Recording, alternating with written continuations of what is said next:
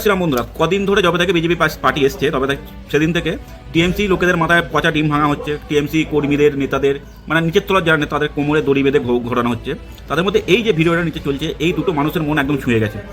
স্বাভাবিক জিনিস, কারণ আমরা তো মানুষ এরকম ভিডিও এলে আমাদের মন খারাপ হতেই পারে। যখন বিজেপির উপরের মহল বলছে বারবার ধরে যে তোমরা নিজের হাতে আইন তুলে নেবেন, তারপর এরকম ভিডিও, এই কান্নাটা একবার শোনো তো খুব খারাপ লাগছে। তো বিজেপি, টিএমসি সবাই এর বিরোধ করছে, বিরোধ করাটাই স্বাভাবিক, আমিও এর বিরোধ করছি, এরকম করা উচিত নয়। কিন্তু আমি কিছু কথা তোমাদেরকে আমি বলতে চাই, তোমরা কথাগুলো শোনো। যে যদি বিজেপি না জিততো, এই লোকগুলো কিন্তু তোমাদের ঘর থেকে বার করে মারতো। এটা একদম সত্যি কথা, তোমরা মানো আর না মানো, 21 আর 24 তোমরা তার প্রমাণ পেয়েছো। আর পশ্চিমবাংলাকে যে পশ্চিম বাংলাদেশ বাড়ানোর প্ল্যান চলছিল, সেটাও তোমাদের আমি কিছু নোট করেছি, তোমাদেরকে আমি দেখি, শোনো কথাগুলো, ঠিক আছে? কিছু পয়েন্ট বলবো। 1 নম্বর পয়েন্ট হচ্ছে মসজিদগুলোতে ঠিকাম ভাতা আর হচ্ছে মোয়াজ্জেম ভাতা, বুঝতে পারছো? 1 নম্বর। ধর্মীয় শিক্ষার জন্য কিসের ভাতা? 2 নম্বর হচ্ছে মুর্শিদাবাদের মাল্লাতে বেআইনি অসংখ্য কাওয়ামি আর হচ্ছে খারিজি মাদ্রাসা গড়ে ওঠে। এবার সেখানে কী শিক্ষা দীক্ষা দেওয়া হয় সেটা আমরা খুব ভালোভাবে জানি বা আমরা দেখি, ঠিক আছে? কম বেশি 3 নম্বর হচ্ছে কম বেশি 75% মুসলিমদের জন্য ওবিসি সংরক্ষণ। যে ওবিসি মুসলিমরা 7% ছিল, সেখান থেকে 70% করেছিল কিসের জন্য? কিসের ইঙ্গিত ছিল এটা যে মমতা ব্যানার্জি করেছিল? 4 নম্বর শোনো, বাংলাদেশের নিষিদ্ধ জঙ্গি সংগঠন এখানে সক্রিয় হয়েছিল, বিশেষ করে বর্ডারগুলোতে।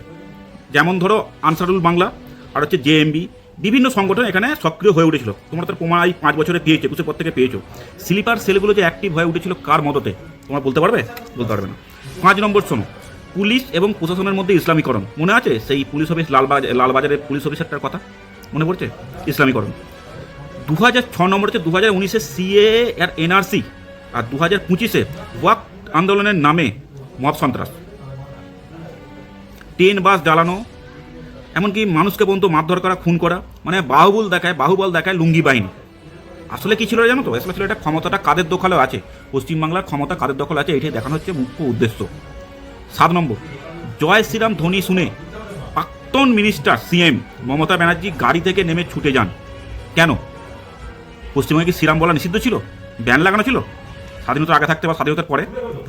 8 নম্বর, বাংলাদেশের স্লোগান এখানে ব্যবহার করে। যেমন ধরো জয় বাংলা, খেলা হবে, মা মাটির মানুষ, সব কিন্তু বাংলাদেশের স্লোগান। তোমরা শুনেছো এগুলো কিসের জন্য ব্যবহার হচ্ছিল?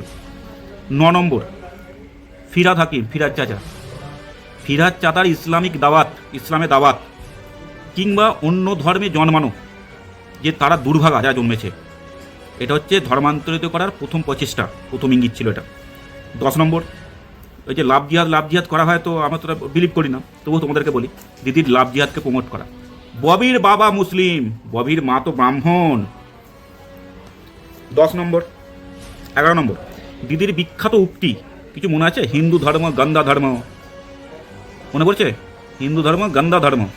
একটা কমিউনিটি যখন জোট বাঁধে না, 1 সেকেন্ডেই সব শেষ। তারপরে জুম্মা নামাজের পরে ওরা একটু আধটু এরকম করে। আমি কি করব? আমার হাতে তো কিছুই নেই। 12 নম্বর, গর্গের বাংলা পক্ষের মধ্যে দিয়ে হিন্দুদের বিরোধিতা করা, মনে পড়ছে? হিন্দু করে বিরোধিতা করতো। বাংলাদেশিরা হচ্ছে এপার বাংলার মানে বাঙালি, আর ইউপি বিহারের হচ্ছে ওরা ভারতীয় নয়, ওদেরকে এখান থেকে বার করো। SIR এর বিরোধিতা করে বাংলাদেশেরকে এই দেশে রেখে দেওয়ার চেষ্টা, কিসের জন্য?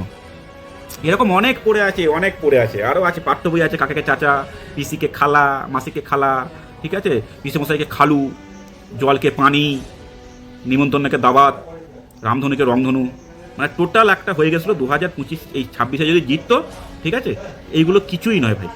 হ্যাঁ, আমি এর বিরোধিতা করছি, তোমরাও করো। যে দড়ি বেঁধে ডিম মারছে, দড়ি বেঁধে ঘোরাচ্ছে, এগুলো কিচ্ছু নয়। যদি 26-এ টিএমসি জিততো, ঠিক আছে, তোমাদের অবস্থায় মানে শোচনীয় পড়ে, তো নিউজ পর্যন্ত আসতো না খবরে, বুঝতে পেরেছো? যাক, এখন তো মেঘ কেটে গেছে, কিন্তু একটা জিনিস মনে রাখতে হবে, এক থাকতে হবে। জয় শ্রীরাম।